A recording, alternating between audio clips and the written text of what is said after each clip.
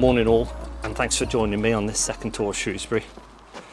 Yet again, I'm on my way into the town centre, and if you were kind enough to watch last time, you'd know I entered the town via the Welsh Bridge.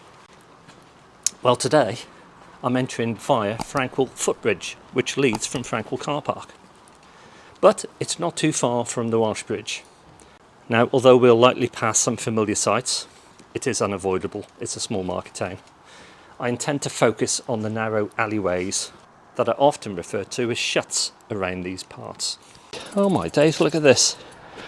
This used to be my medical practice. I'm guessing I won't be coming here again. As I say, familiar routes indeed. This is Smithfield Road, which you may recall me riding down. And we're going to now make our way towards the railway station. But instead of going into the car park, I think we'll go around to Howardsbank, where we can look at the local prison. What a treat. I really can't believe how busy it is today. Plenty of traffic. I've passed a few people doing the walk of shame, having been out for the evening and not quite got in yet.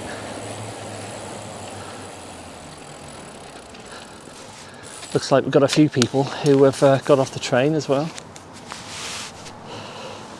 Right, as I say, we're going to make our way towards Howardsbank and we'll go and have a look at the prison.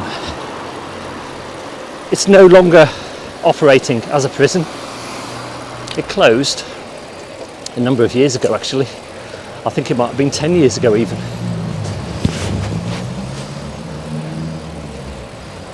I can't tell you too much about it, but I can tell you that it's called the Dana. It's an old Victorian prison. It's a bit dated. And the last execution that they held there was held in 1968.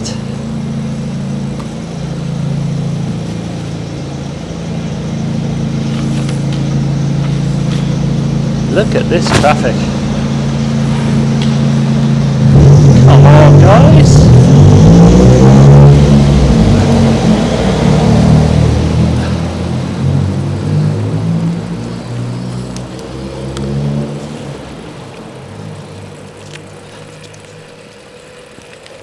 Now, the building we're approaching on the left is called the Butter Market. It was once end of the line for the Shropshire Union Canal, so it's where they would deliver produce for the town. However, these days it's used more of a nightclub and an events venue. As we continue, you'll see the Dana prison come into view at the top of the bank. As I say, it's no longer a prison. It's been used in TV dramas and films. And you can even take part in a tour, if that's your sort of thing.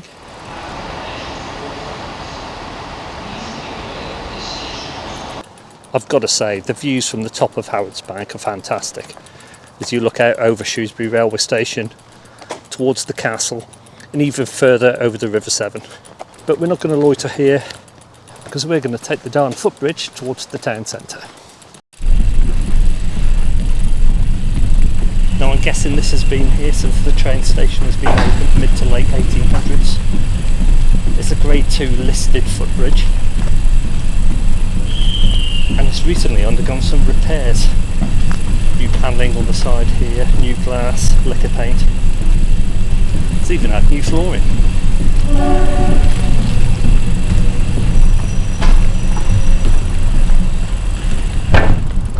But before we do head off into the town, let's just take another peek into the station.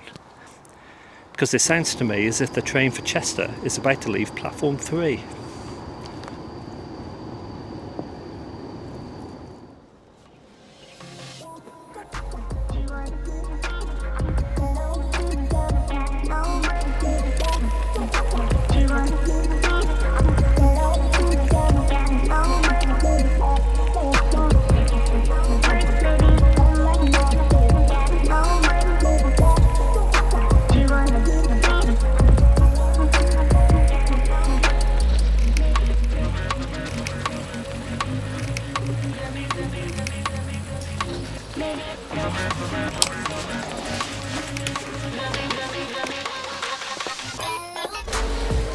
Now, there's an awful lot of work going on in the town centre at the moment, sadly.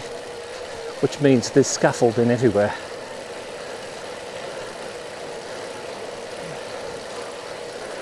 But we're going to try and make our way to the first shut, alleyway, walkway, whatever you want to call it, because I believe it's one of the most narrow alleyways in the UK. And I've just gone past it. Tells you how much I use it. Let's see if we can get through.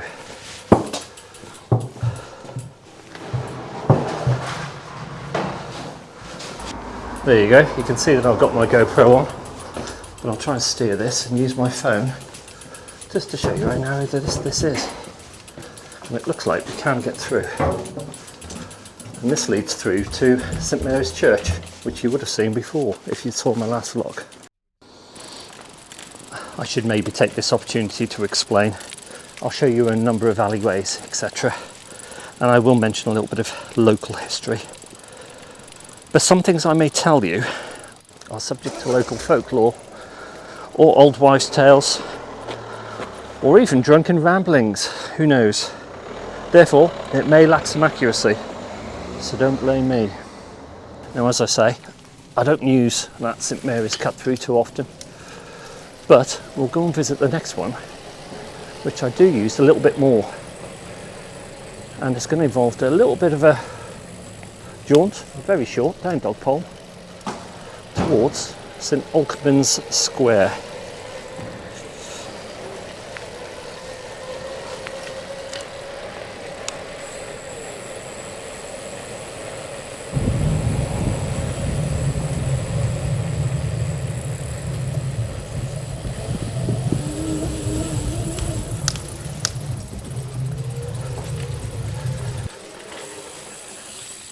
And if you happen to be on Dogpole on a busy Saturday, I recommend taking a trip down this little alleyway, because it will take you immediately out of the hubbub into peace, quiet and serenity. Now, I stopped here because I was going to head towards Church Street, passing towards our right hand side, but let me take you to the top of Wildcop down this little alleyway on the left hand side.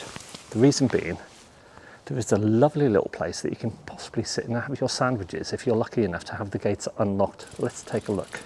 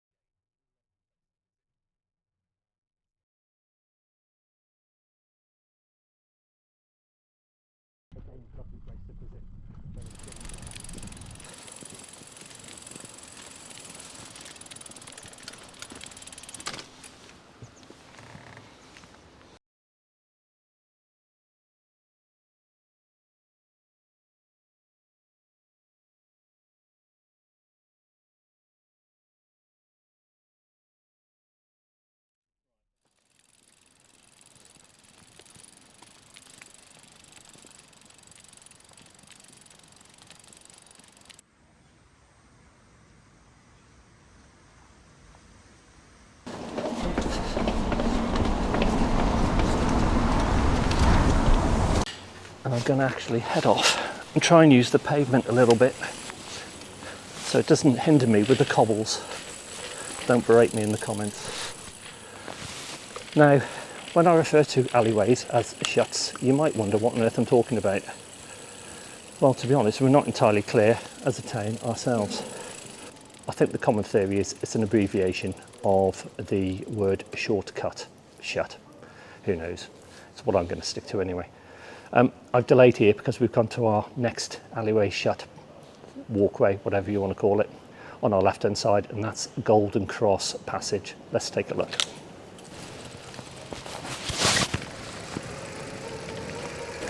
There's a lovely little Japanese restaurant on the left hand side here, Umei, I believe it's called, little sushi noodle bar.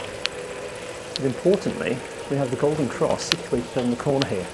The property has been an alehouse for 600 years.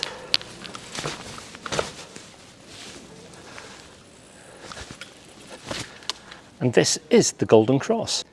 Now, for anybody who remembers the tale I told about the monks hanging around St Chad's, I should also say there used to be a tunnel from that very church to this very pub. and it was to avoid people seeing them sneaking into the pub. That tunnel was called a monk hole. Strange name. I don't think the local dogs like me filming here. I better get moving.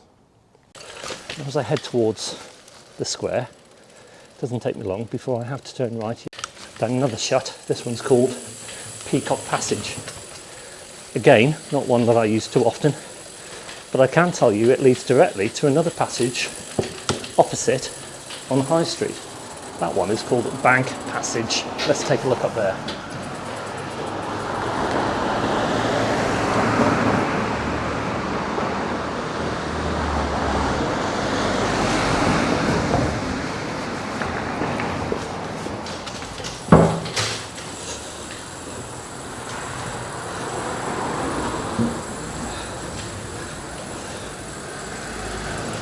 Now this leads to a much more interesting place, which we visited before, Fish Street, which in turn leads to a much more interesting passageway. In fact, one of my favourites.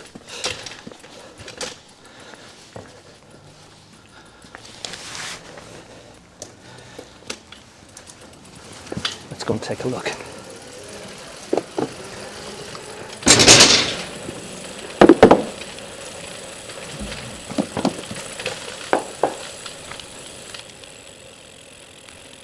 Here we are, Grope Lane, one of my favourite alleyways.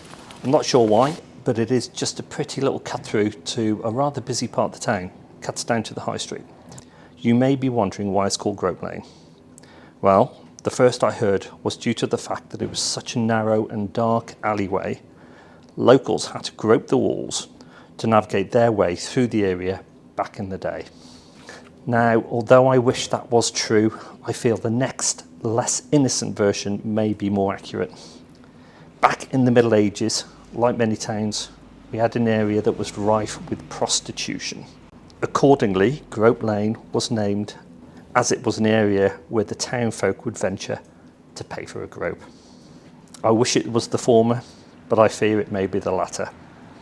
And if that offends you, please don't Google the original name for the alleyway. Come on, let's go and take a look. As I'm freewheeling down here, I should also add, there used to be a chapel that used to be halfway down Grope Lane.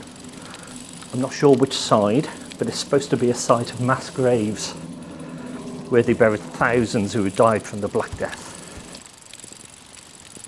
Anyway, happy days. Let's make our way to the town square. We come out almost opposite the town centre square.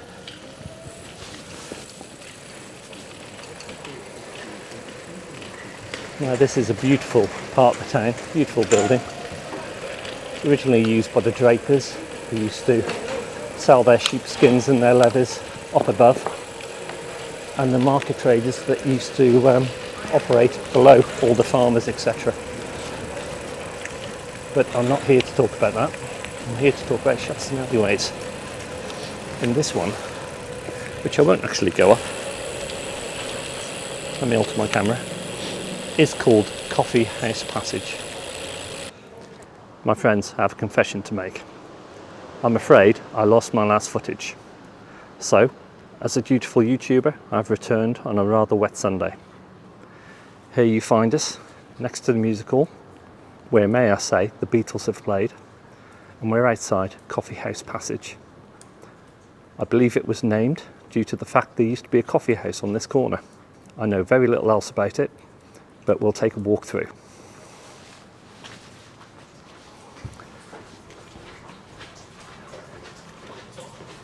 As with a couple of other alleyways that I've mentioned before, it's not a route that I take too often.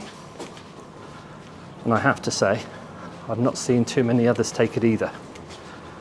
But it leads to a really nice part of the town, which is largely residential, known as Swan Hill. And if you'd seen my last vlog on Shrewsbury, you will know that we passed through here, passing the Admiral Benbow pub.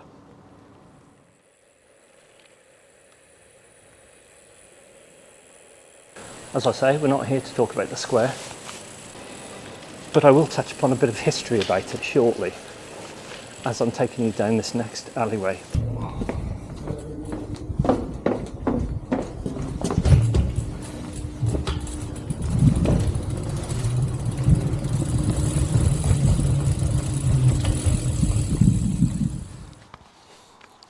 So finally we find ourselves in Gullet Passage, outside the hole in the wall.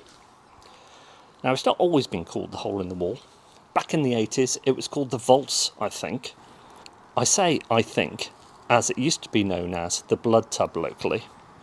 I was never sure why, so I recently asked my old mate Mike. Mike used to be a pub landlord, and he knows a little bit about history. And he explained that the reason the pub was known locally as the Blood Tub is due to the fact that animals were slaughtered in the farmer's market in the square, and the blood would wash down the Gullet Passage and pool in the corners of this pub. I do apologise, history is often unpleasant. Anyway, let's wrap this up.